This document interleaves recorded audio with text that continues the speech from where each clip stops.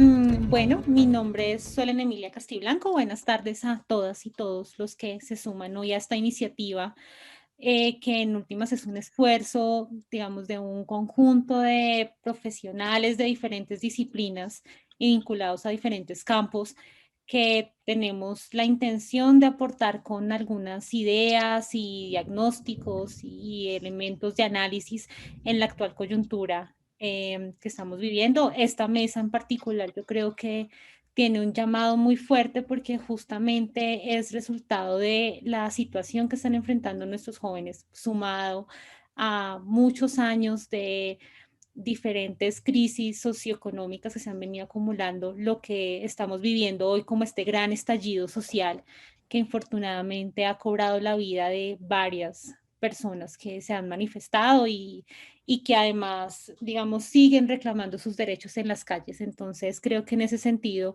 en este panel nosotros tenemos un espacio muy idóneo para discutir qué podemos hacer para de alguna forma devolverle la esperanza a esa generación que siente, pues que siente, y además ahorita en un momento creo que lo vamos a hablar, que siente y no en vano, que tiene pocas oportunidades para vincularse a la sociedad civil y que tiene pocas oportunidades para desarrollar su proyecto de vida.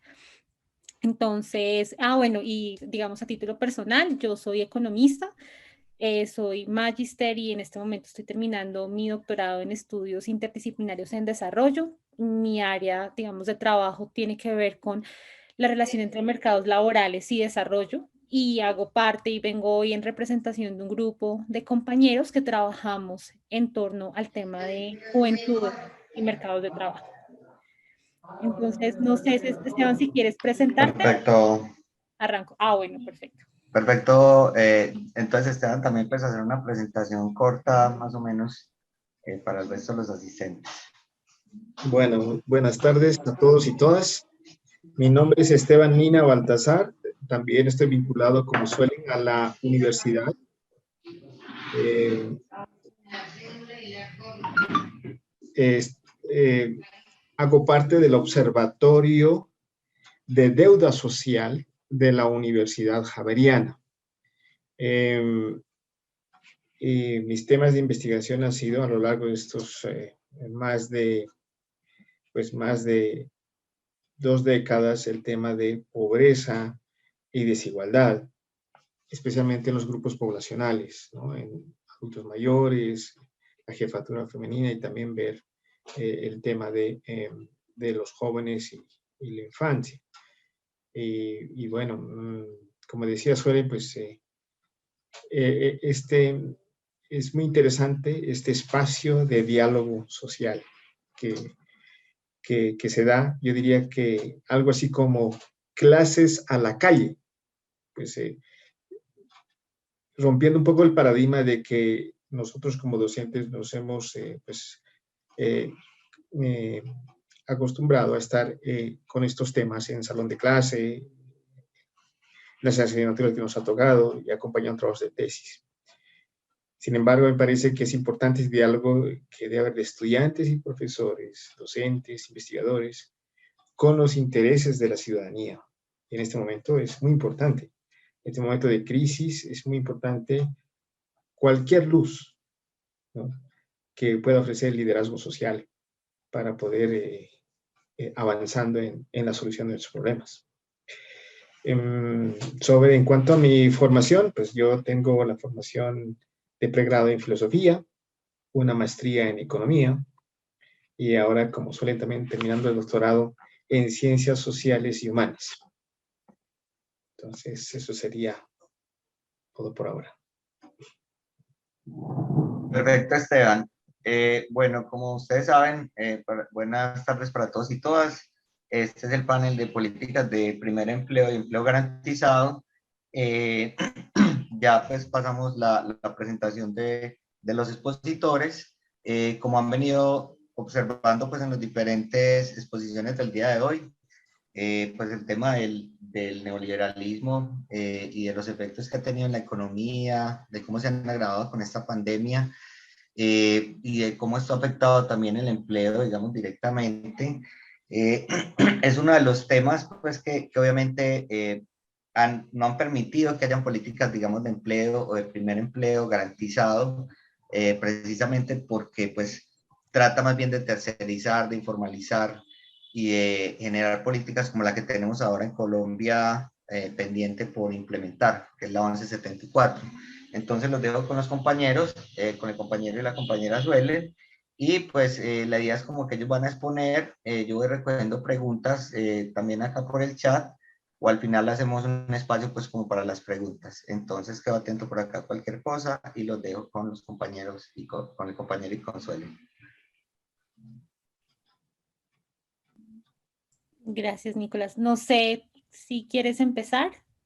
No, yo te doy la, la palabra a ti y Bueno, pues por entonces, equidad, porque siempre los hombres hemos tenido el pues debemos utilizar nuestro poder para figurar, pero en este caso pues es importante que igualemos las oportunidades. gracias. Bueno, pues digamos, lo que yo traigo a cotación son algunos elementos y algunas reflexiones que surgieron en el marco del trabajo justamente de la misión alternativa de empleo e ingresos. Como les cuento, ese es un trabajo pues que no adelanté yo sola, sino que es un trabajo que hicimos con otro profesor y otros profesores de la Universidad de La Salle y de la Corporación Sur. Entonces yo vengo más que a título personal, vengo en representación del trabajo que adelantamos y claramente a escuchar sus impresiones y a que debatamos en torno a estas ideas generales que nosotros planteamos acá. Entonces, para empezar, pues digamos una contextualización muy breve respecto a la situación de los jóvenes a nivel mundial. Entonces, digamos, es claro que en el marco de las crisis económicas y sociales hay, bueno, unos grupos que siempre tienden a recibir el golpe directo de la crisis y esos grupos tienden a ser las minorías étnicas, las mujeres y los jóvenes. Los jóvenes hacen parte de los grupos más afectados en el marco de las crisis económicas y sociales y eso tiene mucho que ver por la forma en que nosotros hemos conceptualizado la juventud. Al igual que con el tema de la niñez y la adolescencia, tenemos esta idea de la juventud como un sujeto pasivo que está en espera de iniciar su vida laboral, pero que realmente no tiene grandes preocupaciones ni necesidades, que se puede plegar a cualquier tipo de trabajo, que lo que necesita es una oportunidad y además tendemos a tratar la juventud como una masa homogénea. Ya en un momentico voy a hablar un poquito más de eso, pero pues tendemos a ver la juventud como un grupo unificado, son los jóvenes y las políticas responden a esta idea que tenemos de los jóvenes y lo que pensamos de los jóvenes como conjunto. Entonces, esa situación, digamos, de precariedad de los jóvenes, uno la puede ver no solamente en el caso colombiano, sino también se puede ver en el escenario internacional. Aquí ustedes están viendo, esas son gráficas de la proporción de jóvenes que, digamos, hemos denominado Nini, aunque esa categoría pues ha venido a ser reevaluada, sobre todo en el caso de las mujeres, que no estudien o no trabajen, sino que en muchas ocasiones trabajan de forma no remunerada, pero pues vamos por practicidad a denominarlos Nini. Ustedes aquí pueden ver entonces que tenemos para el caso colombiano la tasa de ninis más alta de toda la OCDE. Me disculpo, pero mi gato está aquí al lado y creo que va a botar una bola de pelo y por eso el ruido, lo siento. Tenemos para el caso de Colombia la proporción de ninis más alta de toda la OCDE, lo cual es motivo de fuerte preocupación. Y además, pues tenemos, digamos, tasas de desempleo juveniles cercanas al 20%, que son ligeramente más altas que las tasas de desempleo para toda la población, digamos, contabilizada total. Para el caso colombiano, como ustedes se pueden dar cuenta, estos son unos cálculos que realizamos nosotros que están, digamos, comparan el tercer trimestre de los últimos 6 años. Y como ustedes pueden ver, digamos que veníamos con una tendencia bastante estable entre 2014 y 2016. Sin embargo, a partir del 2018 esa tendencia empezó a revertirse y pues alcanzó un clímax. Esperemos que no vaya a subir más, pero digamos, alcanzó un punto bastante elevado en el tercer trimestre del 2020. Esto como resultado pues de la pandemia ocasionada por el COVID. Ustedes aquí pueden ver el salto, la tasa de desempleo aumentó en cerca de 8 puntos porcentuales. Y esto lo que muestra es, como les decía hace un momento, que los jóvenes tienden a ser la población más afectada En el caso de estas crisis, pues la tasa más o menos de desempleo a nivel general en este momento está cerca del 20%, pues para el caso de los jóvenes esa tasa es mucho más elevada. Además que, digamos, sumado a este tema en particular, como ustedes pueden ver acá también, y eso a favor de lo que señalaba hace un momento, y es que tratamos a los jóvenes como una masa uniforme. Ustedes acá pueden ver, por ejemplo, las diferencias en esa tasa de empleabilidad y en este caso de desempleo entre hombres y mujeres. Mientras que las tasas de ocupación de los jóvenes hombres se mantuvieron en torno al 58%, las tasas de ocupación de las mujeres fueron cercanas al 28% para el último trimestre. Entonces, miren que el año pasado, mientras la tasa de desempleo juvenil en general era del 26%, para el caso de los hombres, la tasa de ocupación era del 49%, para el caso de las mujeres, la tasa de ocupación era del 28%.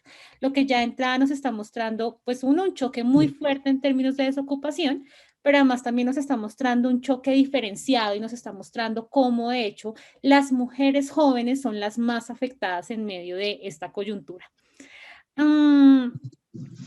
Ahora, digamos, acá ustedes pueden ver la tasa de desempleo por sexo, donde pues, digamos, ese es el correlato de este tema de la tasa de ocupación, donde se ve pues efectivamente una mayor tasa de desocupación en el caso de las mujeres, una tasa alta pero menor de desempleo en el caso de los hombres. La mayor parte de las mujeres desempleadas, eso no lo traje acá, pero la mayor parte de las mujeres desempleadas están entre los 21 y los 24 años, y eso es un dato muy importante porque tiende a ser el inicio de la vida sexual reproductiva, bueno, la vida reproductiva de las mujeres, el ciclo reproductivo de las mujeres, y eso parece estar teniendo un impacto muy fuerte en el comportamiento de las tasas de ocupación de las mujeres. En términos generales, de los jóvenes que en este momento, digamos, sabemos que están ocupados, cerca del 60% están solteros. Como les contaba hace un momento, el tema de la maternidad y el inicio del ciclo reproductivo parece tener una relación muy fuerte con la empleabilidad de las mujeres. El 46% de ellos viven con sus padres y el 83% no se encuentra estudiando. Entonces, bueno, aquí solamente traigo a colación como algunos elementos generales, digamos, para terminar de caracterizar la situación de los jóvenes en este momento en Colombia.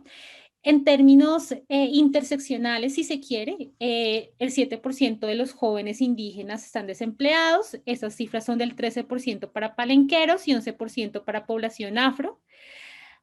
Digamos, en términos de rangos, no se encuentra que digamos, el desempleo está, por así decirlo, igualmente distribuido en el caso de los hombres, pero como les contaba hace un momento, en el caso de las mujeres, el desempleo está especialmente concentrado en el rango entre 21 y 24 años. De los jóvenes que no estudian ni trabajan, el 42% son hombres, el 58% son mujeres, y en el caso de la crisis por COVID, estos porcentajes aumentaron un poco porque muchas de las mujeres se dedicaron a los trabajos de cuidado en casa. El 51% tienen educación media, el 38% educación universitaria y el 11% educación secundaria. Y las áreas metropolitanas, y este dato me parece muy interesante, las áreas metropolitanas con mayor porcentaje de jóvenes que no estudian ni trabajan son Cali, Bogotá, Cúcuta, Medellín y Cartagena. Me parece llamativo porque justamente pues es en estas ciudades donde se han concentrado en los últimos días las manifestaciones más fuertes, y no creo que sea accidental que sean nuestros jóvenes que en una alta proporción no tienen posibilidades de estudiar ni trabajar los que en este momento se están manifestando en las calles. Bueno, ahora entonces, ¿qué sabemos del desempleo juvenil? Digamos, ya les conté un poco cuál es el panorama que nosotros logramos identificar en la misión. Ahora, pues, digamos, hicimos una revisión de literatura para intentar identificar qué sabemos del desempleo juvenil y qué sabemos de las políticas orientadas a combatirlo y a proporcionar o garantizar ese primer empleo. Entonces, lo primero que sabemos es que pese a que los hombres tienen más probabilidad de ocuparse que las mujeres, esta probabilidad de ocupación se da sobre todo en empleos informales. Entonces, los hombres tienden a estar más vinculados a los mercados de trabajo, los hombres jóvenes, pero sobre todo en empleos informales. Lo mismo pasa cuando la población joven es jefe de hogar. Ser jefe de hogar aumenta la probabilidad de estar ocupado. Aquí me disculpo, es informal, pero aumenta la probabilidad de ser empleado informal. Las personas bueno, lo mismo pasa para el tema de las personas casadas o en unión libre. Las regiones pacífica y central son las que tienen las mayores tasas de desempleo. Ahora, este punto me parece fundamental. un mayor nivel educativo, se ha probado, no aumenta la probabilidad de estar empleado, pero sí aumenta la probabilidad de emplearse en el sector formal. Es decir, que capacitemos a nuestros jóvenes no se va a traducir de forma inmediata en un aumento de la probabilidad de que se empleen, pero sí va a aumentar la probabilidad de que se vinculen al sector formal de la economía, lo cual ya habla de trabajo decente. O sea, aquí no, la discusión no es solamente de un primer empleo, sino más de un primer empleo decente, como señalaba Nicolás al inicio. Y es que muchos de nuestros jóvenes pues se vinculan a los mercados de trabajo, pero se vinculan vía contratos de prestación de servicios, vía contratos de aprendizaje, vía contratos de obra, labor, pues que no les van a permitir consolidarse en el mercado de trabajo y pues mucho menos mejorar su calidad de vida a través del trabajo. Entonces este tema es muy importante porque en las políticas públicas diseñadas se ha señalado muchas veces que hay un exceso de educación. De hecho, en la mesa oficial, en la mesa de empleo, en la sesión donde se discutían las políticas de primer empleo, una de las profesoras que presentaba su investigación decía, mira, el problema no es que los estudiantes, no es que los jóvenes no se eduquen, el problema, de hecho hay una sobreeducación, el problema es que no se educan en campos pertinentes. Y aquí la revisión de literatura de alguna forma pone en entredicho ese hallazgo porque pues no es que nuestros jóvenes estén sobreeducados. De hecho, muchos de ellos, cerca del 70%, no pueden acceder a la educación superior y eso está condicionando los tipos de trabajo que pueden conseguir cuando los consiguen. Entonces, ese es un elemento muy importante. El otro elemento que identificamos también es que contrario al nivel educativo, al menos en el corto plazo, la experiencia sí es un factor determinante en la empleabilidad. De hecho, un trabajo reciente que se adelantó en la Universidad de los Andes muestra que la probabilidad de que un joven encuentre trabajo formal aumenta 1,5% por cada año de experiencia laboral y un 4,4% si cuenta con experiencia como pasante. Entonces, ese tema es muy importante porque en síntesis, lo que nosotros encontramos en la revisión es que en los jóvenes para el primer empleo se valora más la experiencia sobre la educación. Pero a medida que estos jóvenes van creciendo y se van volviendo adultos, se empieza a valorar más la educación que la experiencia. Y eso es un tema muy importante y puede parecer obvio, pero el asunto aquí es que esto condiciona o, por así decirlo, informa la política pública en torno a que nuestras políticas de primer empleo no pueden ser políticas únicamente centradas en la capacitación o educación o únicamente centradas en la experiencia, porque requerimos un andamiaje de los dos para garantizar esos empleos formales y decentes para nuestros jóvenes y los futuros adultos. Entonces, este elemento pues lo consideramos muy, muy interesante. Ahora, ¿qué ha pasado en el caso colombiano? ¿Qué ha pasado en el caso colombiano con las políticas y con los programas de promoción del empleo juvenil?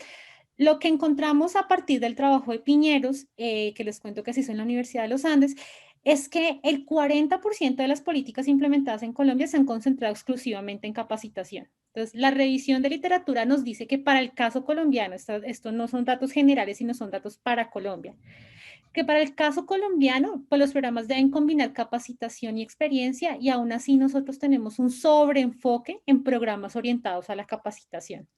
Pero no solamente eso, sino además tenemos programas enfocados en el trabajo por cuenta propia. Entonces, el 40% de los programas han estado orientados a la generación de trabajo por cuenta propia. Y eso genera dos inconvenientes. Uno, pues tenemos muchos programas enfocados en la capacitación que dejan de lado la experiencia y los programas que deberían enfocarse en promover la experiencia laboral, pues están concentrando en trabajo por cuenta propia, que las empresas de hecho no consideran experiencia. Es decir, si un joven va a aplicar a una empresa a un trabajo remunerado y dice que su experiencia profesional ha sido como trabajador por cuenta propia, es altamente probable que esta empresa no considere esto como experiencia laboral. Entonces fallamos por las dos partes, o sea, fallamos en el tema de capacitación, pero fallamos en los programas de promoción y acumulación de experiencia o en últimas de acumulación de capital humano para nuestros jóvenes. Aquí en la tabla ustedes pueden ver los programas y digamos el tipo de programa que se ha fomentado. Entonces miren, por ejemplo, que la mayoría de programas han sido de entrenamiento, Jóvenes en Acción, Serpi lo paga, Talentos para el Empleo, Transfórmate. Todos son programas con un fuerte componente de formación, pero no tienen ningún componente de experiencia. Tenemos otro tipo de programas que son los de incentivos al empleo en el sector primario, el sector privado, perdón, como los 40.000 primeros empleos y la ley del primer empleo, que en teoría son trabajos, son programas que están apuntando a esta parte de la experiencia, pero no tienen el componente de capacitación. Tenemos este otro que es el de, digamos, el mismo programa, los 40.000 primeros empleos, que también se vinculaba al sector público. Y tenemos otro tipo de programas que la OIT ha recomendado mucho, a pesar de que en el caso colombiano todavía no se ha probado su eficacia, que son los programas de mejora de los canales de búsqueda de trabajo. El supuesto que subyace a este tipo de programas es que los jóvenes no se logran ubicar en el mercado laboral porque hay fallas en la información, o sea, porque ellos no pueden acceder a la información y no conocen bien el mercado laboral. Y entonces este tipo de programas están orientados a mejorar los motores de búsqueda y a mejorar la calidad de la información a la que acceden los jóvenes. Pero pues si ustedes se dan cuenta, no tenemos programas abarcadores, es decir, tenemos programas que están focalizados en una cosa o focalizados en otra, y no tenemos esos programas que justamente nos está recomendando la evidencia, que tratemos de consolidar, que sean esos programas mixtos, programas tipo SENA, por ejemplo. Los programas de formación del SENA han mostrado ser muy exitosos porque tienen este componente de capacitación y experiencia, que es justamente lo que los hace tan atractivos en los mercados de trabajo. Entonces, en síntesis, digamos, ¿qué encontramos nosotros? Perdón, quito, no, mentiras. ¿Qué encontramos nosotros? Pues bueno, las políticas en América Latina se han centrado, uno, en temas de capacitaciones de intermediación laboral. Las políticas, digamos, se han concentrado sobre todo, o más bien, las políticas de evaluación, las evaluaciones de las políticas se concentran sobre todo en externalidades, pero no se concentran en evaluar si esto sí genera o no genera empleo.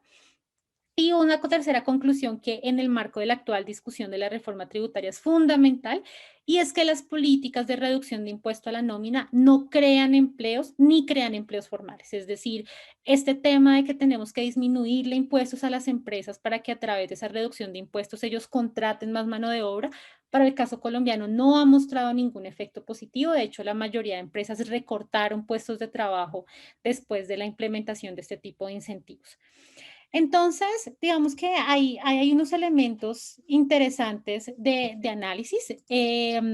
Como les contaba hace un momento, digamos, las políticas de capacitación en las que nos hemos concentrado, las evaluaciones de esas políticas, parece, digamos, no mostrar resultados positivos en países como el nuestro, que tienen mercados de trabajo altamente informales. O sea, esas políticas de capacitación parecen tener efectos positivos, pero cuando los mercados ya están más formalizados, en el caso de mercados como el colombiano, no parecen mostrar resultados positivos.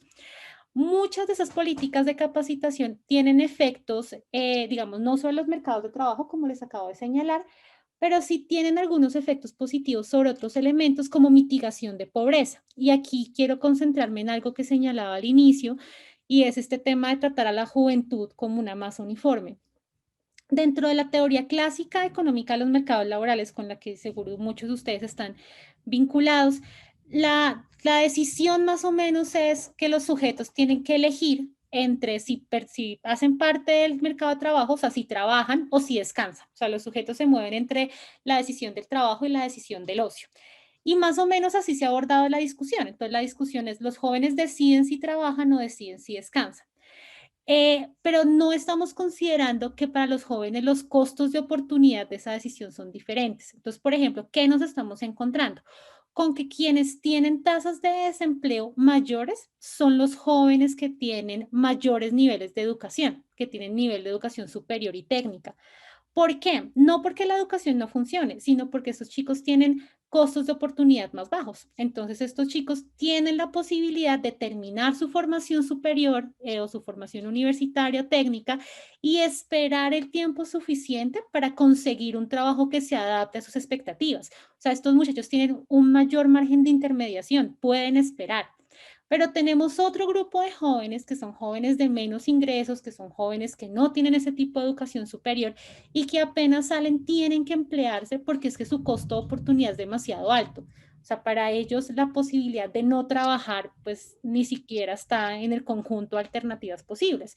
Estos chicos terminan vinculándose de forma muy pronta a los mercados de trabajo, usualmente en condiciones de informalidad, entran a estos mercados de empleo informal y terminan ahí enredados en una trampa en la que no pueden capacitarse, acumulan una experiencia que no es del todo valiosa para los mercados de trabajo y entonces cuando empiezan a envejecer y empieza a pasar esto de que los empresarios valoran más la educación que la experiencia, pues estas personas empiezan a ir saliendo de los mercados de trabajo y empiezan a precarizarse cada vez más sus condiciones.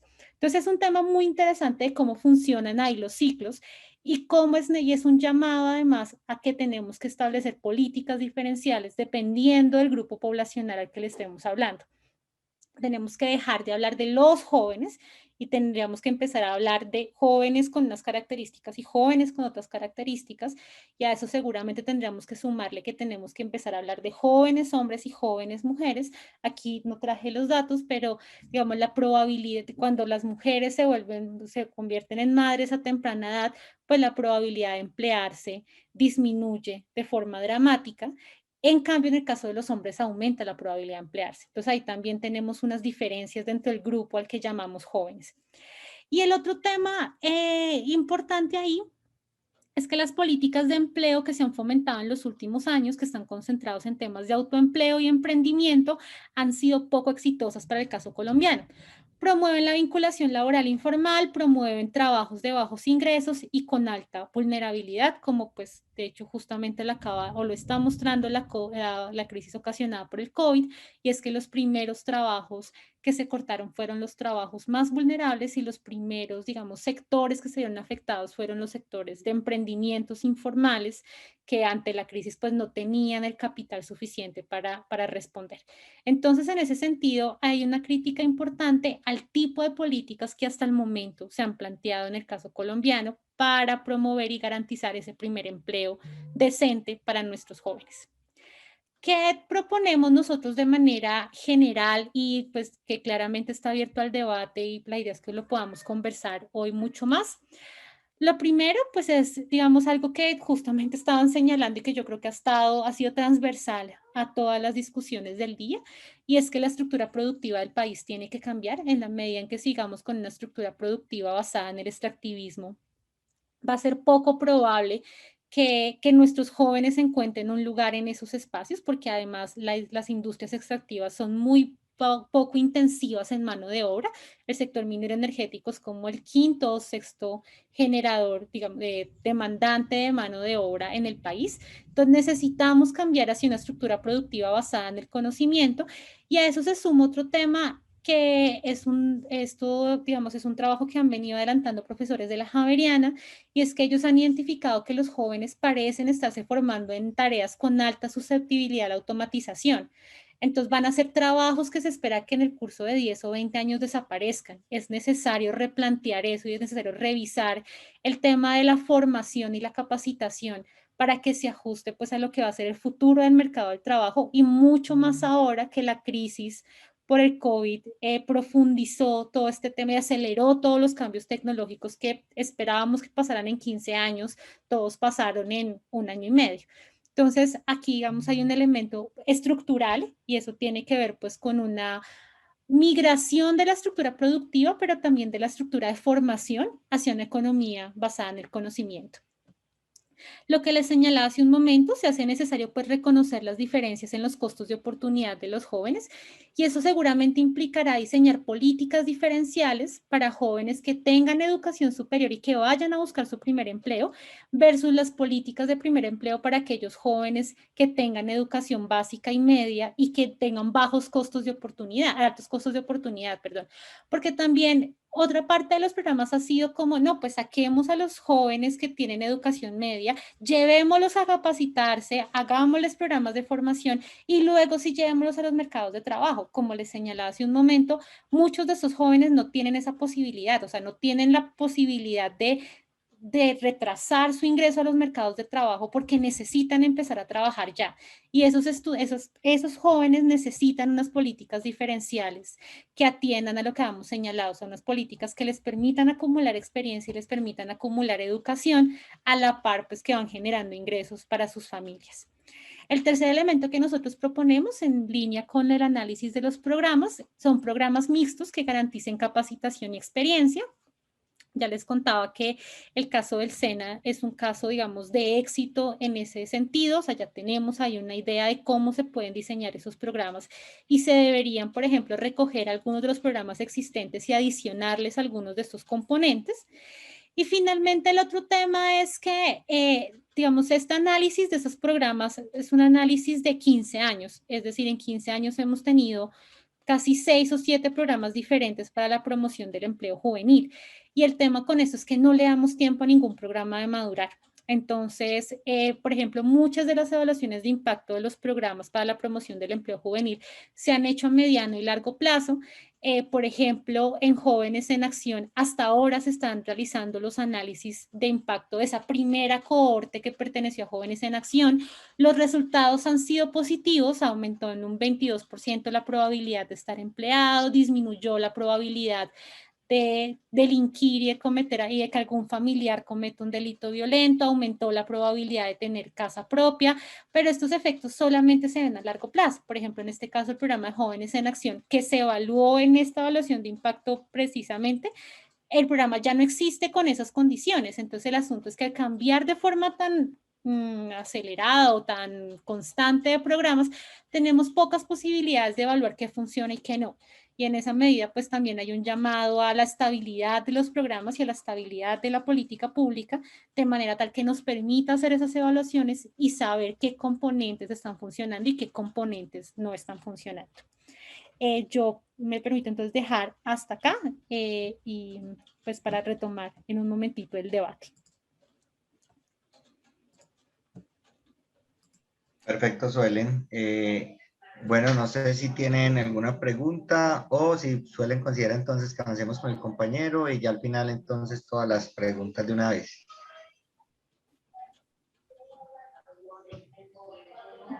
Creo que podemos dejar las preguntas al final como para hacer una visión más abarcadora. De pronto Esteban tiene cosas que decir a propósito de las preguntas o de lo que yo planteé y creo que podríamos tener como una visión más completa. No Ok, sé. perfecto. Me parece perfecto. Entonces podemos seguir con el compañero Esteban. Gracias. Entonces voy a compartir pantalla.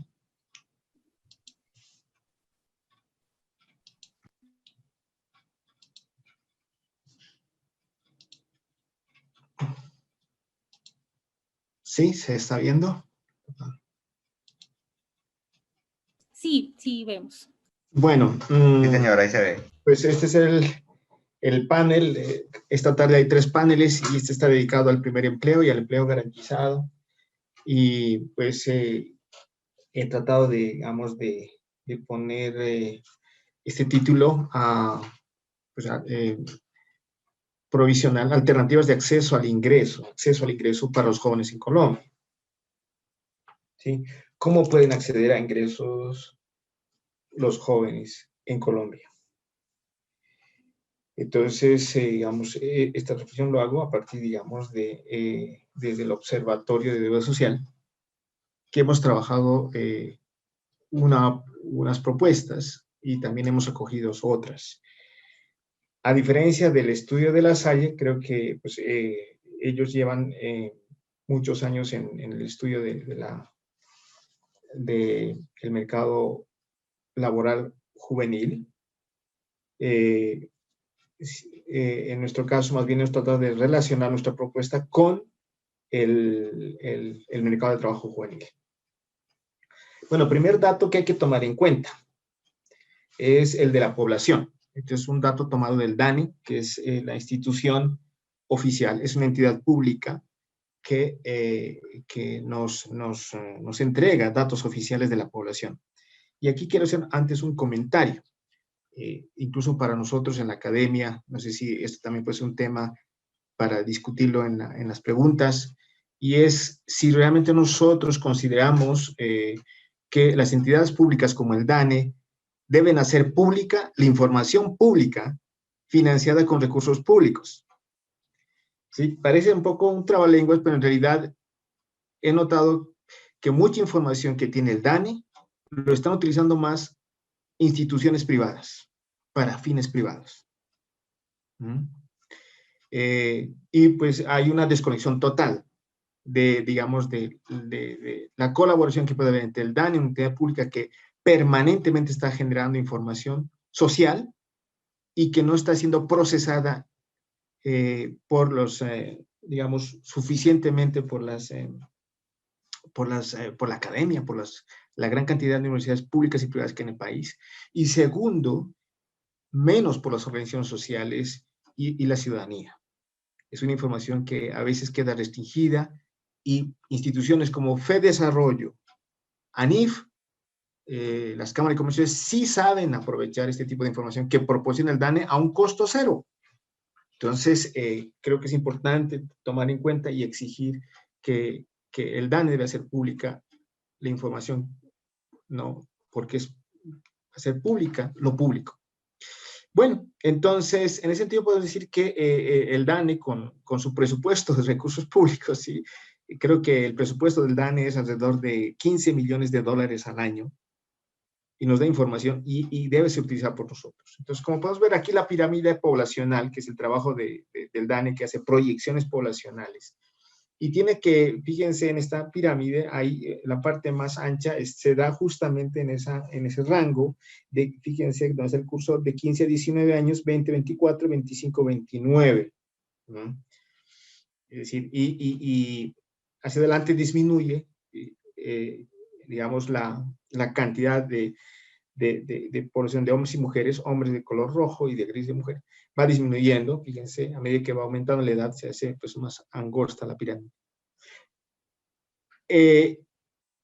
Aquí hay como, diríamos, una gran oportunidad, un bono poblacional, eso también puede ser un tema de discusión, si o no tenemos o no en Colombia un bono poblacional, es decir, tenemos unas generaciones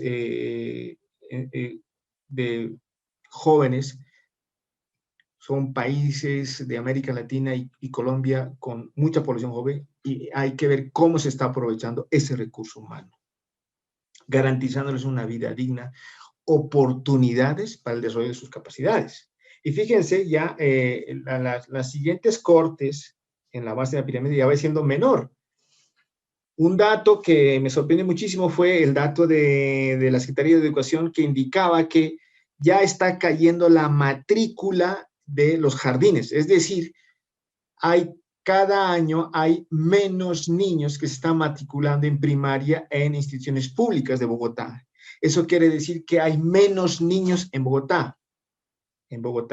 Pero en este rango, digamos, de 15 a 25 años, esa franja, vemos que hay un número de jóvenes significativo. En ese rango de edad de 14 a 26 años, de jóvenes, hay, según datos del DANE, 10.990.268 jóvenes. 10 millones. Que equivale al 21%, 21.8% de la población total, es decir, una quinta parte. Otros países, especialmente los de la OECD que mencionaban en los debates de esta mañana también, pues son países muy ricos, pero algo que no tienen es población joven. Muchos países de la OECD de Europa no tienen población joven, nosotros sí, pero hay que ver cómo lo estamos tratando, la sociedad y el Estado cómo lo están tratando. De los 10.990.000, 5.552.703 son hombres y 5.400.000 que equivalen, ¿no? Respectivamente al 22 y 21%. ¿Sí? Entonces estamos hablando, no olviden esa cifra, de 10 millones de jóvenes en ese rango de edad para el año 2020. ¿No? Entonces la pregunta sería, ¿qué oportunidades se le ofrece a ese grupo etario de colombianos?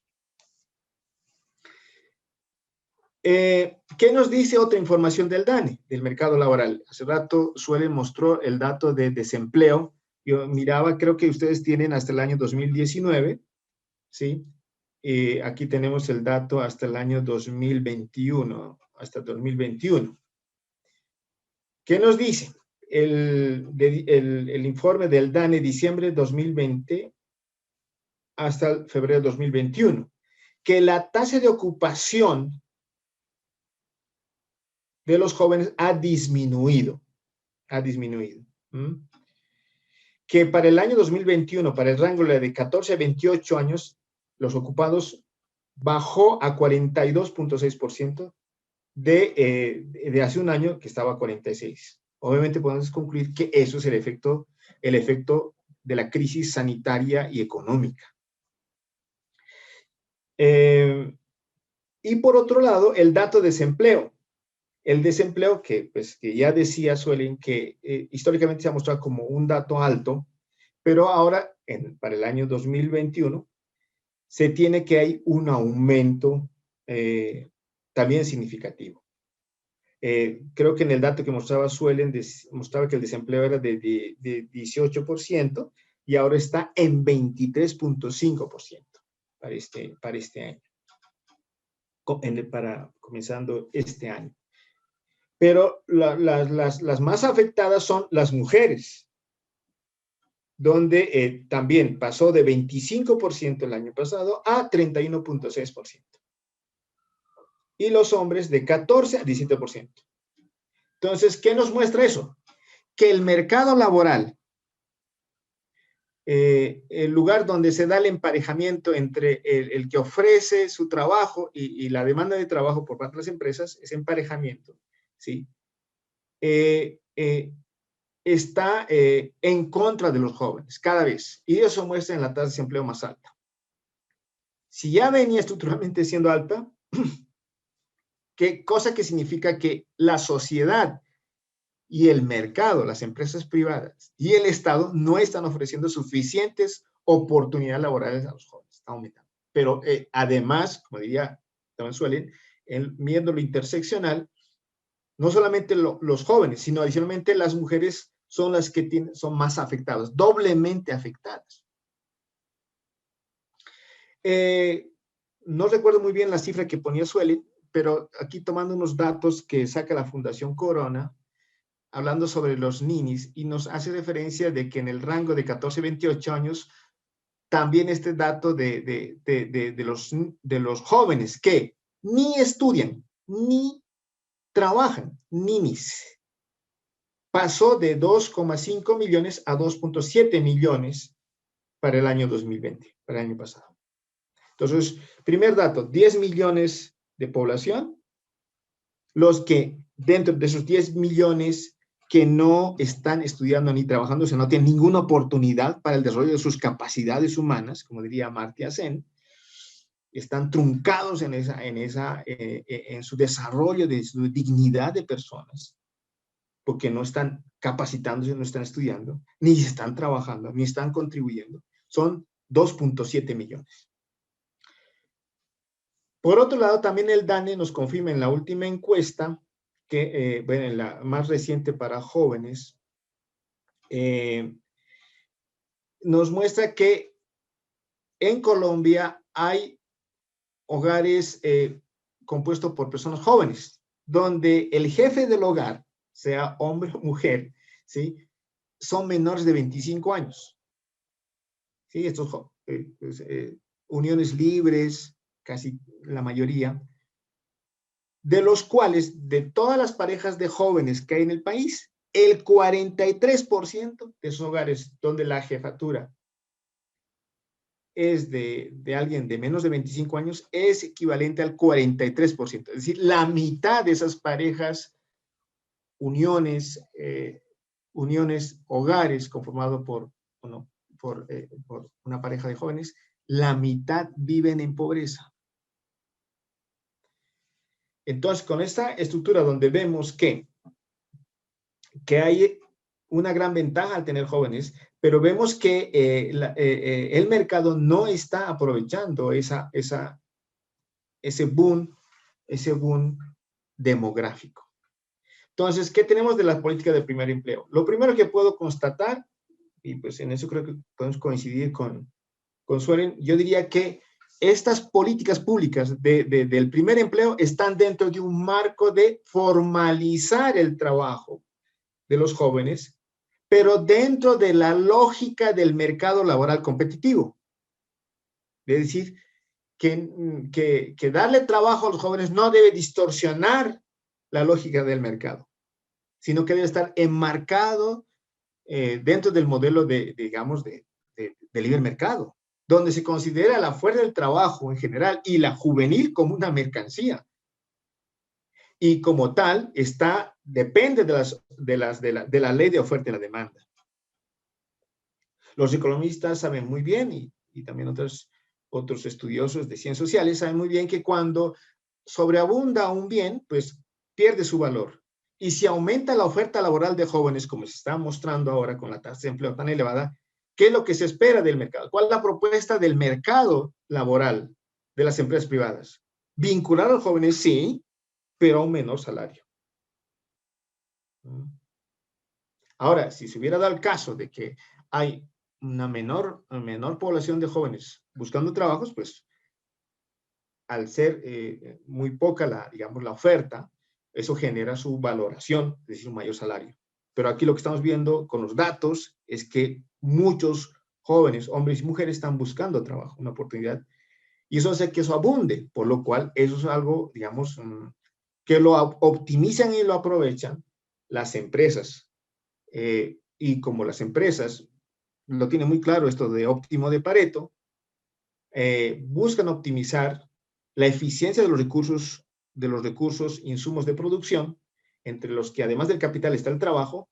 Entonces, si uno puede pagar menos por el trabajador joven, pues lo van a hacer, a expensas de garantizar equidad y dignidad, que en ningún momento la lógica del mercado le va a interesar garantizar condiciones de equidad y dignidad de la vida y del trabajador. Y no al contrario, va a sobreponer la eficiencia. Entonces, las políticas del primer empleo están enmarcadas dentro de este modelo digamos, de desarrollo, donde está centrado en el mercado como el mejor asignador de recursos. Y creemos que pues en este tipo de políticas de empleo siempre van a perder los jóvenes. Entonces hay que pensar en otro marco, en otro modelo de desarrollo que le dé una mejor acogida y valoración a los jóvenes. Y esto lo refleja el ex ministro de Hacienda, Carrasquilla, que decía que el salario mínimo, y lo dijo varias veces, es excesivamente alto. O sea, la remuneración al trabajo es alto. Y estudios de FEDesarrollo han indicado reiteradas veces que si se aumenta el salario mínimo, eso generará desempleo. Esas dos afirmaciones están enmarcadas dentro de esta lógica de mercado, que desde mi punto de vista, es un discurso metafísico, porque puede que sea coherente y racional desde la matemática, pero la dignidad no se mide en términos matemáticos ni de eficiencia ni de optimización. Por lo cual, nuestra propuesta es que la remuneración laboral debe garantizar la vida digna del trabajador y no la optimización del capital y sus beneficios. El salario mínimo vigente actual, el que hay, no garantiza la vida digna del trabajador, así sea joven. O sea, el salario mínimo de 240,000 pesos, pregúntele a cualquier trabajador, no puede garantizar una vida digna. Organismos internacionales como la OIT están proponiendo reiteradas veces sobre el trabajo decente para todos, tomando en cuenta la seguridad social, los derechos laborales. Pero sin ir más lejos, sino mirando simplemente la constitución política colombiana, hay sentencias de la Corte Constitucional que nos están recordando que Colombia es un Estado social de derecho y que debe garantizarse el derecho a la vida, pero no cualquier vida, sino una vida digna. Garantizar el ingreso mínimo vital para no padecer hambre. Hay muchas sentencias que nos recuerdan, ¿no?, que se debe garantizar ese ingreso mínimo vital. Un ingreso para el trabajador en el mercado laboral que garantice las necesidades del trabajador y de su familia. Y eso es lo que nos está pasando. El mercado laboral está pagando un salario mínimo, entre comillas, legal y vigente, que no garantiza la vida digna. Entonces, hay que exigirle a las empresas y al mercado que cumplan, y al Estado que hagan cumplir, que ese salario mínimo garantice la vida digna, ¿no? Ya lo dicen pues, las sentencias de acuerdo a los derechos sociales. Entonces, ¿nuestra propuesta cuál es? Un salario mínimo constitucional. Salario mínimo, sí, un ingreso mínimo, pero que cumpla el mandato constitucional para el mercado laboral de los jóvenes trabajadores. ¿Y cuál es la diferencia con el salario mínimo legal vigente? La diferencia es que nosotros hemos calculado el valor de la canasta, de cuánto cuesta alimentarse en un hogar, que sería la canasta de alimentos, miren acá, y cuánto sería la canasta de no alimentos, es decir, el pago de servicios públicos, que pues fíjense que en la discusión de la reforma tributaria estaba el aumento del valor de las tarifas de servicio público. Esa canasta de no alimentos implica también el pago de arriendo, de muchas necesidades. Pero la gran diferencia es, y aquí está nuestra propuesta también, distinta a la que hace también el cálculo de la canasta de alimentos que hace el DANE, es que el DANE no incluye este rubro que está acá, la preparación y consumo y conservación de alimentos. Para el DANE, el DANE cuando calcula la canasta de alimentos que requiere, es el mínimo de ingreso que necesita un hogar, el mínimo. Supone que los alimentos se comen crudos. En el cálculo de la canasta alimentaria del DANE no se incluye el costo de preparación, es decir, todo lo que implica los utensilios, todos los insumos para la preparación, para su consumo y su conservación. Para muchas regiones del país, ustedes saben que si no hay una heladera, un lugar donde congelar los alimentos, pues no puede haber una alimentación digna. Además, se requieren ciertos utensilios. Entonces, al incluir estos componentes de una alimentación digna, obtenemos lo siguiente: un valor de la canasta de alimentos distinta.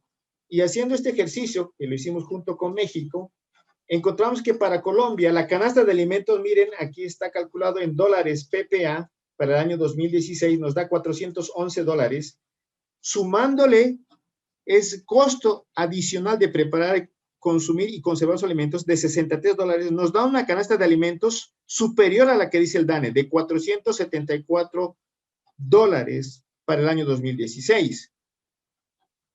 Si a esos $474 le añadimos el valor de la canasta de no alimentos, como decía, un hogar necesita transportarse, necesita los servicios públicos, y eso nos da un valor, y este es el dato que quiero mostrarles, de un salario mínimo constitucional equivalente a $1,123 ajustados a PPA, que transformando a Colombia para el año 2016, eso equivalía, cuando en ese entonces el salario mínimo legal era de 689,455 pesos, el salario constitucional equivalía a 1,419,000, casi el doble. Si vamos nosotros indexando ese valor hasta el año 2021, que tenemos un salario mínimo legal de 908,526 pesos para este año, actualizando este valor para el salario mínimo constitucional, tenemos que el salario que debería recibir un joven en el mercado laboral que garantice su vida digna de él y su familia es de 1,867,252. Y no nos da miedo decirlo, porque hay que proponer lo que se debe hacer, lo que ética, socialmente nos pide garantizar esa vida digna. A los que creen en el mercado, en las fuerzas del mercado, dicen no, hay que optimizarlas, depende de la oferta y la demanda de la oferta laboral. Eso nos está llevando a que ese valor sea de 908, pero no garantiza la vida digna. Y lo otro es que sobre los programas asistenciales para jóvenes. Según el Departamento de Prosperidad Social, hay un programa, y creo que lo mencionaba la anterior expositora, está Jóvenes en Acción, que para este año hay 247,356 participantes. Recordemos entonces la primera cifra, 10 millones de jóvenes, de los cuales ni trabajan ni estudian, son 2,700,000. Miren a cuánto equivale la cobertura de este programa social asistencialista, apenas llega a 247,000 jóvenes. ¿Y qué pasa con el resto? Con los más de 2.400.000. ¿Qué hacemos con ellos? Y eso está correlacionado justamente con el descontento que se está expresando en el país, en muchas ciudades. Muchos de los protagonistas son jóvenes, jóvenes sin oportunidades, jóvenes marginados, rechazados, sin libertad, como diría Amartya Sen. Cuando uno ve cuánto dinero le están entregando a estos jóvenes de este programa de Jóvenes en Acción, dice ahí la información que son entregas, cuatro entregas de 400,000 pesos al año a los que están inscritos en instituciones de educación superior y 2 veces a los que están en el SENA. Si uno toma ese valor y lo divide en los 12 meses, equivale alrededor de 130,000 pesos mensuales a cada joven. Entonces, fíjense lo que le ofrece este programa de asistencia social Jóvenes en Acción a cada joven. Una transferencia mensual de 130,000 pesos. Entonces, si ese joven sostiene a su familia, pues no puede garantizar una vida digna. Y aquí está la segunda propuesta, que creo que en esto también compartimos con Suelen, que es la renta básica permanente. Jorge Garay, otro economista que fue el asesor técnico de la propuesta de la renta básica ya, miren, propone que si hay un hogar de una sola persona, se le dé una transferencia de 320,000. Aquí hay una gran diferencia. Entonces, si se le entrega una renta básica a un joven de 14 a 26 años de esta cuantía, pues él puede elegir libremente qué hacer de su vida, o trabajar, o estudiar, o crear. Desarrolla su libertad de realizarse. Y pues ahí tenemos otros cálculos, si son para 2 personas, 360,000, hasta un hogar compuesto por 4 personas de un valor de 440,000. Entonces, en resumen, lo que quería mostrar es que frente a los dos problemas, al de aumento de la tasa de desempleo juvenil y a estos programas sociales asistencialistas, hay 2 propuestas muy claras. Un salario mínimo constitucional, que lo debe garantizar el Estado y exigirle al mercado, aunque sea utópico, hay que exigirlo. Y yo creo que hay muchas empresas que sí lo están haciendo. Y, además, que reemplazar estos programas sociales asistencialistas por una renta básica permanente incondicional.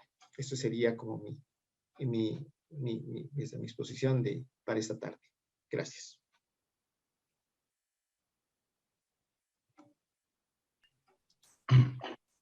Bueno, muchas gracias al compañero Estebanina por su exposición.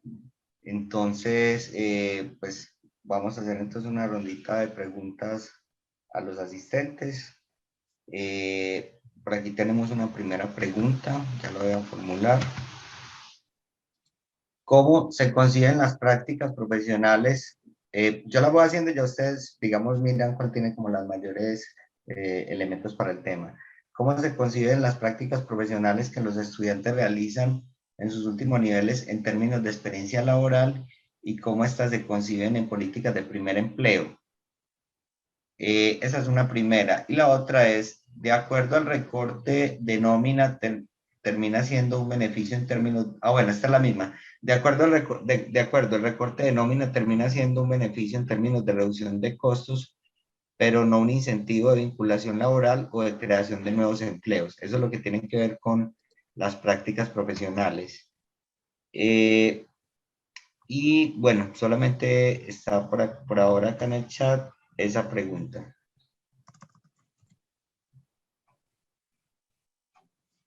Bueno, si quieren yo cuento un poquito más sobre esa pregunta que hace Margie, pues muchas gracias por la pregunta. Y bueno, digamos, en los estudios donde se ha evaluado el impacto de las prácticas sobre la empleabilidad juvenil, se han considerado las prácticas profesionales y eso yo creo que es un elemento muy importante porque muchas de las universidades las están promoviendo y los empresarios parecería ser que sí están reaccionando a esas prácticas como un acumulado de experiencia. digamos que esas cifras que les contaba del estudio de Piñeros, ella trabaja con prácticas profesionales hechas por estudiantes de educación superior y hechas por estudiantes del SENA y de los programas técnicos y tecnológicos que tienen este componente de práctica en el sitio de trabajo. Y ella muestra que efectivamente cuando los estudiantes participan y están vinculados a estos programas de práctica, la probabilidad de que se empleen aumenta. Entonces ahí yo creo que tenemos una primera estrategia que está medianamente a nuestro alcance dentro de las instituciones educativas. Eso en lo personal a mí igual me genera la duda también sobre el papel de la educación y es, pues digamos, que parecería ser que cada vez nos toca tomar más una decisión entre la educación para el trabajo y la otra educación, si se quiere, como porque, por ejemplo, las prácticas profesionales funcionan en muchas universidades como un sustituto de la opción de grado. Entonces los estudiantes eligen esto porque pues justamente aumenta sus probabilidades de emplearse y si bien aumenta esas probabilidades, pues también puede ser que vaya un poco en detrimento de ese elemento académico y científico y digamos que queremos formar en nuestros estudiantes. Entonces ahí hay como se me fue la palabra, un trade-off que tenemos que considerar. Pero sí, María, efectivamente parecería ser que las prácticas profesionales sí están favoreciendo la empleabilidad formal de los estudiantes, de los jóvenes. Ahora, eso está pasando sobre todo con estos jóvenes que les contaba que tienen bajos costos de oportunidad, que son jóvenes pues que tienen acceso a educación superior de algún nivel y bueno, eso también es otro elemento a considerar. Y sobre lo segundo que mencionas del recorte a la nómina, sí, o sea, digamos, esos programas que se han promovido de cara al sector empresarial, por ejemplo, la ley de reducción de horas extras, la ley de reducción de pago de los recargos nocturnos y todas las otras leyes que se han promovido para los empresarios no han tenido el resultado esperado. Y eso tiene que ver con dos elementos. Uno, pues justamente con la forma en que reaccionan los empresarios, si es que hemos tenido estos intercambios de trabajo donde contratan jóvenes para reemplazar mano de obra que les sale más costosa. Y entonces, por ejemplo, tenemos empresas que sistemáticamente generan empleos, digamos, de 4 o 6 meses para jóvenes y van haciendo rotación de personal y así ahorran recursos, pero además también acceden a los beneficios del gobierno, que es algo que está pasando, pero además también tiene que ver con la baja formalidad del mercado laboral colombiano. O sea, en Colombia menos del 50% de la población es empleada formal. Entonces, cuando se les dan esos incentivos a las empresas, pues ya de entrada estamos sacando del escenario a toda la población que trabaja de manera informal. Y pues las, digamos, ahí ya estamos segmentando, por así decirlo, la política pública y eso también tiene que ver con los escasos efectos que hemos encontrado en esos tipos de política. No sé si eso, no sé, además no creo que le responda porque creo que la respuesta es mucho más amplia, pero no sé si contribuya un poquito a ese debate. Ok, perfecto, Suelen. Por acá tenemos otra pregunta del señor Alonso Bautista. Él dice, buenas tardes, yo quisiera preguntar qué opciones brindan los proyectos de empleo garantizado en contextos de alto desempleo y flexibilidad laboral como los que tiene Colombia. Pregunta si hay experiencias similares que se puedan citar.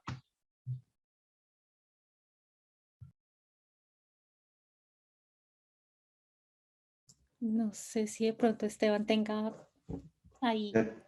Si de pronto el compañero Esteban de pronto tenga alguna información de contextos similares y de cómo estos proyectos de empleo garantizado pueden, digamos, aplicar a contextos parecidos al colombiano. Pues no sé a qué se refiere con empleo garantizado. Sin embargo, yo he visto que la Alcaldía Mayor de Bogotá tiene un programa que se denomina Misión Bogotá.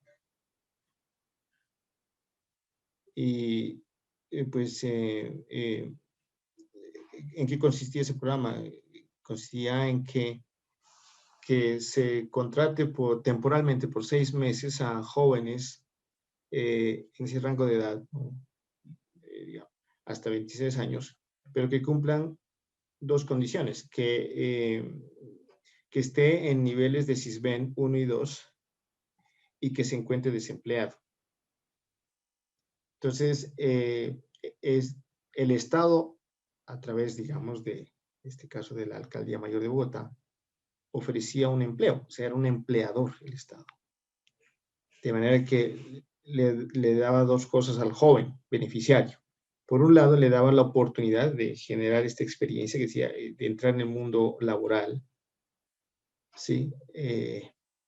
Como dirían algunos, disciplinarse laboralmente.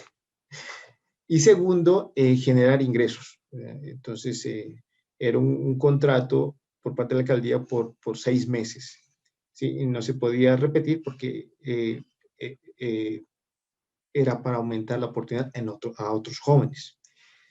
Y pues el impacto que generó fue interesante porque logró que, pues, que a los jóvenes sean generadores de ingreso para sus hogares que lo necesitaban en Estados Unidos.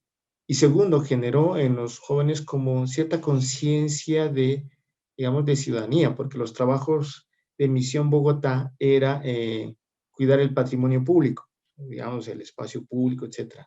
Entonces, muchos de ellos empezaron como a reconocer la ciudad de otra manera, no tanto por, digamos, con el vandalismo, sino cuidando, digamos, cuidando los bienes públicos, ¿no? Entonces, muchos de ellos eran, digamos, que ponían, ¿no? Decir, no valoraban los bienes públicos como parques, bueno. Y ya luego, pues, al tener ese trabajo, digamos, de cuidar los parques, pues, tuvieron más conciencia de los bienes públicos. Ese sería como lo que entendería por empleo garantizado. No sé si Suele tiene otra opinión sobre el empleo garantizado. No, yo creo que, digamos, hay como, pues hasta donde yo conozco, hay muchos programas a nivel internacional de incentivo de contratación de jóvenes, eh, pero así como, digamos, de empleo garantizado, o sea, de asegurar que toda la población juvenil esté empleada, no conozco, no estoy familiarizada. Mm, digamos que la OIT sí tiene como unos lineamientos la OIT y la OCDE tienen unos lineamientos y han sugerido unas series de políticas asociadas a cómo se debería o cuáles deberían ser las condiciones mínimas de ese tipo de empleabilidad, pero no conozco más allá. Lo que yo creo que sí es un diagnóstico generalizado y pues como les mostraba también al inicio, por ejemplo, en los países de la OCDE, es que la situación de desempleo de los jóvenes es muy similar a nivel mundial, es decir, no es un caso, en el caso colombiano obviamente está profundizado pues por nuestra propia estructura económica, pero a nivel internacional yo creo que sí hay una generalización en esas condiciones de los jóvenes. Ahora, tocaría entrar a revisar de nuevo si ese desempleo juvenil se obedece a un desempleo en el sentido estricto u obedece más a razones de inactividad, pero sí es cierto, por ejemplo, que después de la crisis del 2008, en términos internacionales, esa estructura que antes teníamos de jóvenes que se empleaban y empezaban su vida y se independizaban y demás, se alteró de forma muy fuerte y todavía no hemos podido revertir esa situación a nivel mundial. De hecho, hace algunas semanas en Italia señalaban que esta es la primera generación que, digamos, que se queda a vivir con sus papás, o sea, que es la primera generación donde los papás tienen una mayor probabilidad de tener casa propia, por ejemplo, que sus hijos. Digamos, es como si se estuviera regresando la calidad de vida. Tradicionalmente, los hijos tienen mayor calidad de vida de sus padres por temas asociados a movilidad social, mayor educación, mayor salud, mayor acumulación de capital humano en general. Y desde el 2008 lo que estamos viendo es un retroceso en esa tendencia. Estamos viendo que parecería ser que la generación anterior tiene mayor calidad de vida que la que van a tener quienes ahora son jóvenes. Y eso yo creo que es una situación generalizada. Entonces, en esa medida, digamos, la situación es universal, por así decirlo. No conozco si existan programas, pero lo que sí sé es que la situación de los jóvenes sí parece ser universal en esa precarización que están viviendo. Bueno, tengo por acá un comentario del señor Luis Rosero.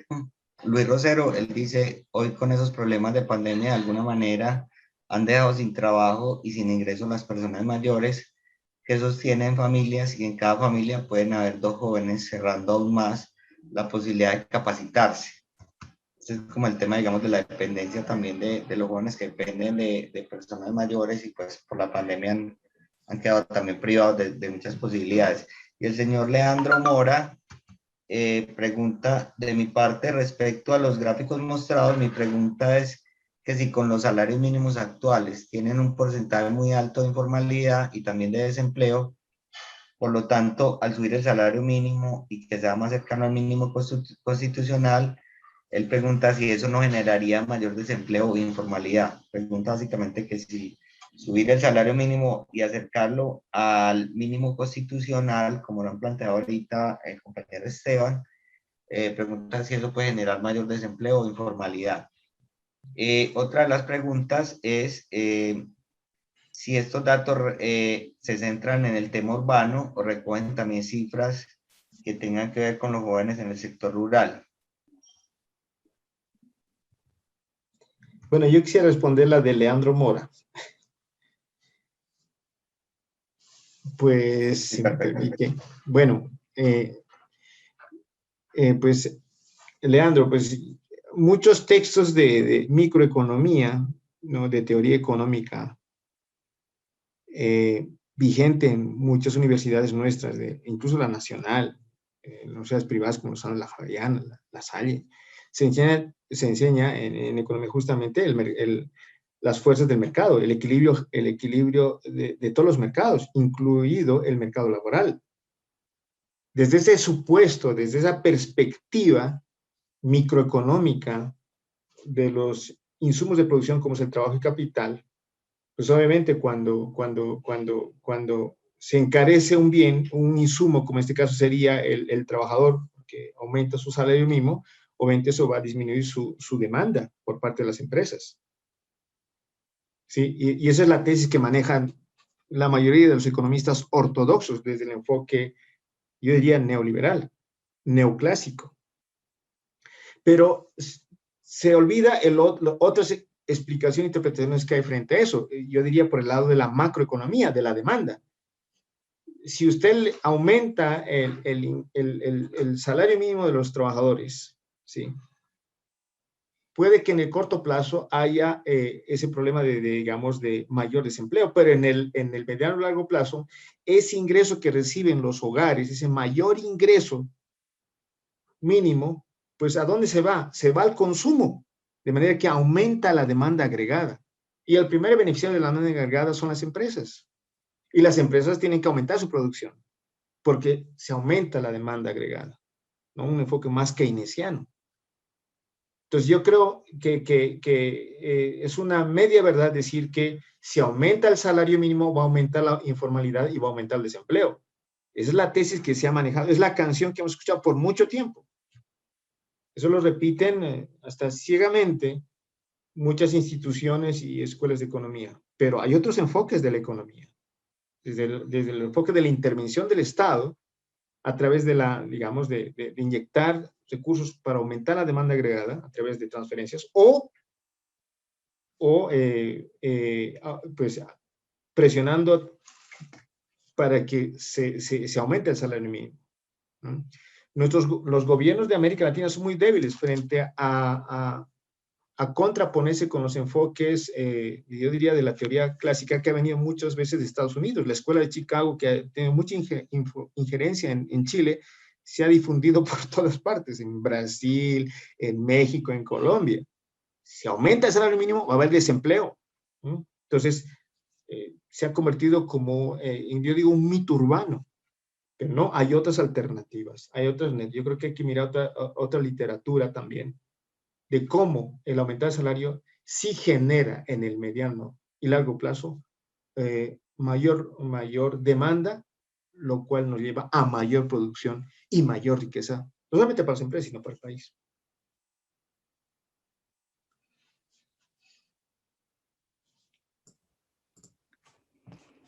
Bueno, perfecto. Tenemos por acá otra pregunta del señor Leandro Mora, y él pregunta que, digamos, ¿Qué se podría hacer para mejorar la empleabilidad de los ninis, pero que no sean auxilios gubernamentales? Mm, Perdón, qué pena con ustedes. Bueno, si quieren, yo retomo esa pregunta. Hay una que hace Carlos Leopoldo Piedradita, que yo creo que es muy pertinente además a asociar el tema del sector rural. Entonces empiezo con esa. Los análisis que digamos que nosotros estamos haciendo son generales, es decir, son de la población total. Ahí están incluidos las personas de los jóvenes del campo. Pero ahí sí tenemos una situación terrible porque, pues terrible me refiero porque la precarización del trabajo en el sector rural es altísima. Digamos, tenemos el trabajo rural en Colombia se basa mayoritariamente en el trabajo familiar de mujeres y jóvenes que hacen parte pues de las fincas productivas del jefe de hogar, que usualmente es el hombre, que es quien tiene los títulos de propiedad.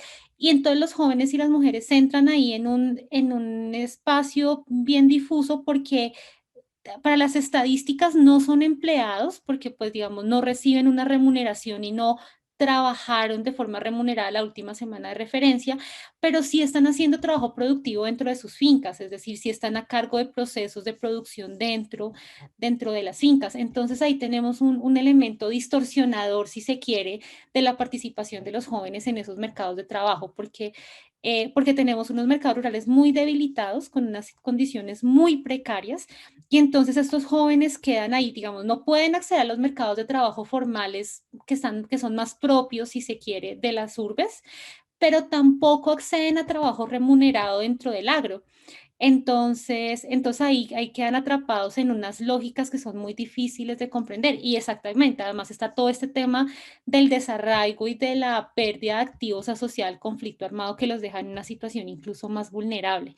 Entonces, bueno, yo no he trabajado con población joven en general, pero para el caso de la población femenina rural, cerca del 70% de las mujeres no tienen trabajo y no perciben ningún ingreso a pesar de que aportan en sus fincas. Entonces ahí las políticas de intermediación son mucho más difíciles porque no es claro si lo que debería hacerse es tratar de llevar a estos jóvenes a los mercados, a vincularlos a los mercados formales urbanos, o más bien, que pues es por lo que me inclino yo, por sus efectos multiplicadores, tratar de fortalecer los mercados de trabajo rurales. Ahí, por ejemplo, tal vez las políticas de autoempleo sí podrían funcionar. Por ejemplo, las políticas de asociatividad productiva rural, o las políticas de cooperativas, o las políticas de fomento a las pequeñas fincas para la producción. Ahí yo creo que esos programas serían mucho más exitosos para garantizar ingresos para los jóvenes. Evidentemente eso está sujeto pues a la posibilidad de que esta gente, pues de que nos podamos quedar en las fincas. Si yo hago una inversión en una finca y a los 15 días viene un grupo armado y me desaloja, pues eso no tiene ningún sentido. En ese caso, en ese escenario hay un caso que yo creo que es exitoso, o se podría categorizar como exitoso, que es el caso de la Federación Nacional de Cafeteros. Ellos tienen un programa que es un programa orientado a el relevo generacional, y entonces lo que pasa es que la federación se da cuenta pues que la nueva generación de cafeteros, por así decirlo, y en la medida en que tienen menos hijos y demás, la producción cafetera está en riesgo. Entonces han iniciado un programa de capacitación para los jóvenes cafeteros, dándoles pequeñas parcelas de tierra o ayudándoles a acceder a pequeñas parcelas de tierra, y la federación se encarga de proveerles capacitación y de proveerles las chapolas de café para que ellos inicien sus cultivos. Y a partir de ahí fomenta la asociatividad cafetera para que formen cooperativas, para que pertenezcan a la federación y demás. Eso ha tenido algunos efectos positivos, sobre todo en hogares jóvenes y en mujeres. Entonces yo creo que, por ejemplo, ahí hay un camino por explorar para el caso del empleo de los jóvenes en el sector rural, porque sí creo que sería equivocado sacarlos del campo, sobre todo si no quieren, a las urbes, porque además eso también pondría en riesgo el tema de la soberanía alimentaria. Entonces yo creo que sí hay que fortalecer ese tema del relevo generacional agrario, pues mejorando las condiciones del sector agro. Y lo otro es lo que plantea Leandro con respecto a los auxilios gubernamentales. Yo ahí lo que creo, Leandro, es que, digamos, y eso es una posición de pronto muy económica, y digamos, si alguien de pronto de otra formación tiene otra visión, sería chévere escucharlo, y es El Estado no es necesario en un mundo en que los mercados funcionan de manera perfecta, es decir, un mundo donde la oferta y la demanda efectivamente se equilibran, tal como lo predice la economía neoclásica y los estudios del trabajo, y es los economistas neoclásicos consideran que los mercados de trabajo son un mercado como cualquier otro, o sea, que es un mercado como cualquier otro tipo de bien y que en esa medida están sujetos a una oferta y una demanda, y que la mano invisible que regula los mercados va a hacer que ese mercado tienda al equilibrio, que es de hecho la idea keynesiana del pleno empleo, y es que si la economía funciona como nosotros quisiéramos que funcionara y funciona con los estándares, con los mejores estándares, pues la oferta y la demanda de trabajo se van a nivelar y van a alcanzar un punto de equilibrio donde el Estado no tendría que intervenir. ¿Qué creo yo que sucede? Pues que el mercado de trabajo, uno, no es un mercado como el de cualquier otro bien, pues ya como lo señalaba Esteban, ahí hay que contemplar también otros elementos asociados al trabajo decente, a la superación de la pobreza, o sea, digamos, no es solamente consumir y ofertar un bien, sino que hay unas externalidades que hay que considerar. Pero además, adicional a que no es un mercado como cualquier otro, también es un mercado que tiene muchas fallas, o sea, es un mercado profundamente distorsionado. De entrada, por ejemplo, el mercado de trabajo es un mercado oligopsónico, perdón, o sea, es un mercado donde hay pocos demandantes y muchos oferentes, y estos pocos demandantes tienen concentrado el poder de monopsonio, o sea, ellos pueden establecer los precios a los que compran el trabajo. Entonces, si de entrada uno lo analiza desde esa perspectiva tan económica, pues ya es un mercado que está distorsionado. Y si es un mercado distorsionado, sería necesario que el Estado entre a corregir esa falla de mercado. Y la forma en que entraría a corregir esa falla de mercado sería vía esos programas, yo no sé si auxilios, pero sí al menos esos programas de promoción del primer empleo.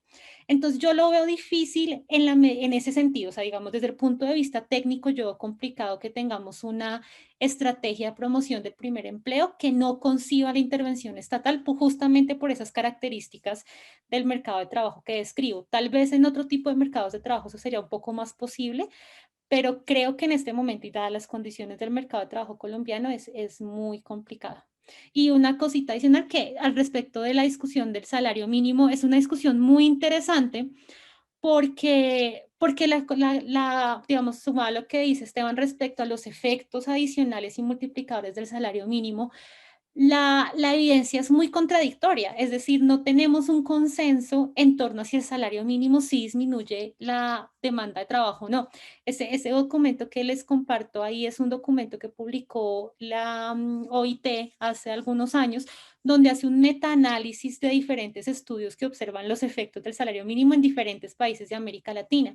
Y si ustedes se fijan, se van a dar cuenta que hay como para Brasil sí, pero para Argentina no, pero para Colombia unos dicen que sí y otros dicen que no. Y por ejemplo, para el caso de Colombia puntualmente, uno de los estudios señala, mire, parece ser que sí disminuye un poquito la demanda de trabajo, como en 2%, pero reduce muchísimo la pobreza. Entonces, es el salario mínimo de pronto sí disminuye la cantidad de empleo, pero es que también los efectos sobre la reducción de la pobreza son mucho mayores. Y ahí, pues de nuevo viene la tarea del político o de la persona que diseña la política pública y es, pues, cómo decidir. O sea, usualmente hay unas dicotomías y unas disyuntivas entre las que el profesional en política tiene que decidir y es cómo elegimos el menor de los males. O sea, qué queremos o qué preferimos? Una política que tal vez un salario mínimo, que en últimas es una intervención del gobierno, o sea, es una forma de corregir el fallo del mercado, un incentivo gubernamental que disminuya un poco la demanda de trabajo, pero que también disminuye la pobreza, o preferimos dejar el mercado solo y que el mercado mismo se ajuste, que es más o menos la idea de eliminar el salario mínimo, y es el mercado se ajusta y pues esperamos lo mejor. Ahí yo creo que también hay unas posiciones de cara a cómo uno espera o cómo uno cree que funciona el mercado, y cuál cree que debe ser el papel del Estado en torno a la corrección de esos fallos del mercado.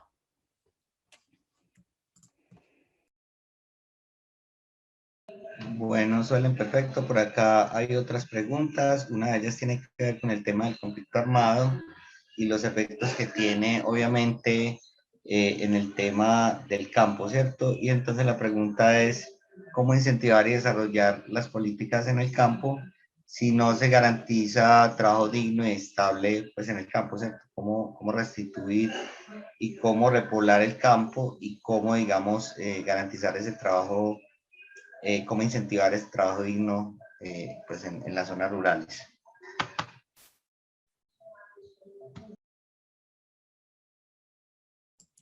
Yo creo que dejo a Esteban para no monopolizar la palabra. Bueno, pues sí, yo también estoy de acuerdo con lo que decía Suelen, que pues, la situación rural es como muy especial, pero aquí puede haber también una doble, digamos, desigualdad o condiciones de desfavorabilidad. Digamos, no solamente porque son jóvenes o pobres o personas o hogares pobres, sino adicionalmente se les suma de que están en la situación de vivir en zonas rurales dispersas. Entonces hay una doble afectación, doble privación. A mí me preocupa, por ejemplo, que no se hable del salario mínimo en las zonas rurales.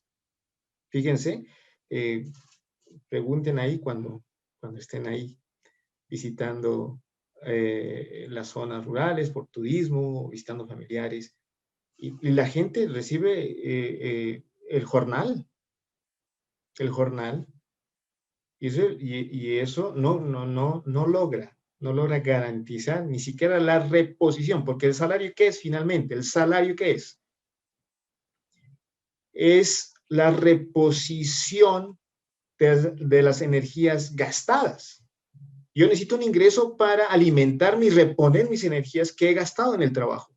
Pero si ese jornal, ese salario, no me ayuda a reponer, yo empiezo a sufrir, empiezo a padecer hambre, ¿no? Condiciones de esclavitud.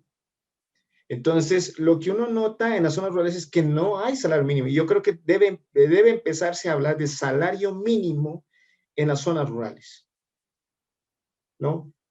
Y que también se garantice. Es triste, pero hay una gran mayoría, por no decir el 90% de la población rural, no tiene el beneficio de la pensión, por ejemplo. No hay personas pensionadas en las zonas rurales. Entonces, yo creo que en las zonas rurales hay que garantizar políticas laborales de formalización, de garantizar el salario mínimo y garantizar una pensión, que ojalá una pensión que pueda ser incondicional. Hay muchos países ya, Sudáfrica es un país que ya empieza a entregar transferencias a todas las personas mayores de 65 años. Y aquí es triste ver que muchos de los pensionados viven en las zonas urbanas. ¿No? ¿Y las zonas rurales qué? Y son más afectadas y perdedoras también las mujeres, porque se han dedicado al oficio del hogar, ¿no? Al cuidado de su familia. Entonces, considero que no debe ser relegado nuevamente a las zonas rurales. Estos espacios son justamente para eso, para dejar en claro ciertas propuestas innegociables, que es garantizar la dignidad a través del ingreso. El ingreso sí puede garantizar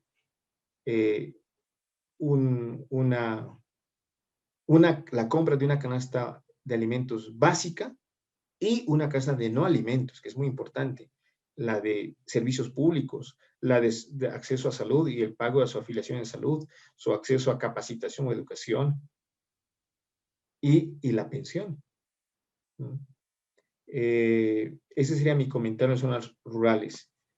Además, he visto que muchas de las organizaciones rurales, y esto es dramático, escuchando a unos colegas docentes del Cauca, de la Universidad del Cauca, me mencionaban que muchos pueblos indígenas indicaban que había en sus territorios indígenas alejados muchos adultos mayores que no contaban cédula de ciudadanía, por lo cual no podían acceder a ningún tipo de beneficios, ¿sí? O sea, eran casi que no tenían derecho de ciudadanía. Y eso estaba empezando a pasar por todo el conflicto armado también con los recién nacidos. Habitantes de los territorios que son colombianos, pero que no pueden acreditar con una identificación, un certificado de nacimiento o una cédula de ciudadanía, ¿no? ¿Quiénes son?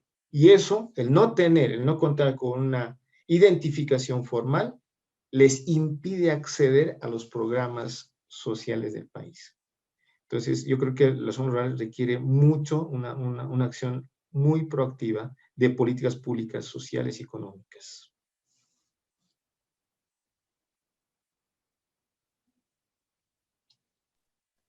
Perfecto, Esteban. Por acá tengo un comentario del señor Luis Rosero. Él dice: el gobierno ha sido egoísta porque dejó en el olvido proyectos productivos, dejándoles el presupuesto. Al apoyar estos proyectos, se incentiva el empleo en el campo, se vuelve más productivo y más posibilidades para los jóvenes. Al haber un campo productivo, se suple la necesidad alimentaria nacional y se crea la posibilidad de exportar. Bueno, ¿quién de pronto de los asistentes tiene alguna otra pregunta que quiera hacer? Podemos abrir un momentico para que hagan las otras preguntas que tengan. O también si la quiere escribir acá por el chat.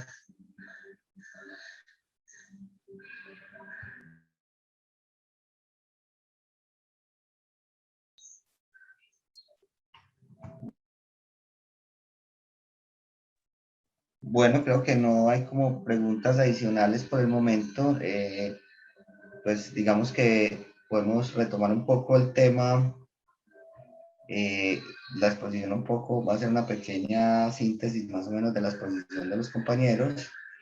En el caso de Suelen, pues hablábamos un poco de la juventud como esa juventud que ha sido o que se ha afectado en las diferentes crisis históricas y que en esta también, digamos, ha sufrido una mayor afectación, ¿cierto?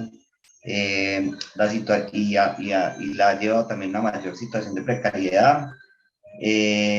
Cómo esas concepciones que tenemos de juventud todavía como sujeto homogéneo, como una misma masa homogénea también se han venido rebatiendo. Nos hablaba un poco de las cifras y el porcentaje de ninis y cómo en el caso colombiano es el más alto de América Latina. La importancia de tener, digamos, una visión más diferenciada en lo que tiene que ver con jóvenes, sobre todo en el caso de las mujeres. Y el tema también de cómo han sido las políticas que han venido a aplicarse a lo que tiene que ver con el tema de empleo, cómo estas se han enfocado en muchos aspectos en lo que tiene que ver con formación y han dejado por fuera, digamos, otros aspectos. Otras que se han enfocado también en el tema de la intermediación y las externalidades, pero esto, digamos, no ha sido efectivo en términos de generación de empleo. Igualmente, las que tienen que ver con la reducción de impuestos que hemos visto en Colombia en diferentes casos para que los empresarios contraten, pero tampoco han funcionado. Y pues, digamos, la importancia de que estas políticas sean como más asertivas, sean como más diferenciales y tengan en cuenta, digamos, los impactos en los jóvenes en sus diferentes aspectos, ¿cierto?